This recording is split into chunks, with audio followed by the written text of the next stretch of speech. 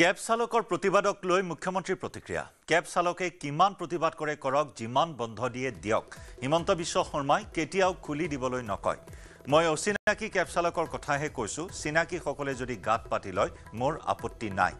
এইখন চৰকাৰ অচিনাকিৰ পক্ষত সদায় কঠোৰ বুলি মন্তব্য কৰে মুখ্যমন্ত্ৰীয়ে।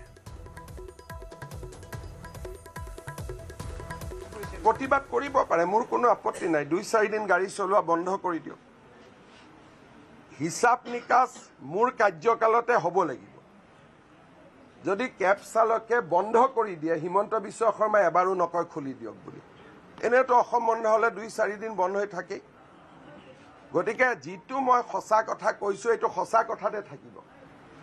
আৰু মই কাক কৈছোঁ? অচিনাকি লোকৰ কাৰণে কৈছোঁ। যদি চিনাকি লোকসকলে নিজে গাত পাতি লয়, সেইটো মোৰ দুখ নহয়।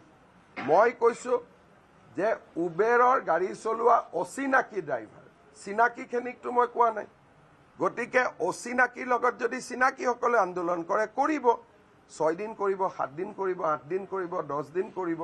কিন্তু এইখন চৰকাৰ অচিনাকি লোকসকলৰ বিৰুদ্ধে এখন কঠোৰ চৰকাৰ। গতিকে ইয়াতে বেলেগ কথা নাখাতে। ইয়াত মই ক'লো য'ত অচিনাকি আছে, চিনাকিসকলে মোৰ লগত আছে। চিনাকিসকলেতো মোক হোৱাটছআপ কৰি আছে, দাদা বৰ ভাল কৈছে বুলি। চিনাকিসকলৰ লগত কথা নাই। অচিনাকিসকলৰ লগত এই চৰকাৰখনে কম্প্ৰমাইজ নকৰে। আৰু এইবাৰ যদি আমি কম্প্ৰমাইজ কৰোঁ, অসমীয়া জাতি কেতিয়াও মূৰ তুলি উঠিব নোৱাৰে।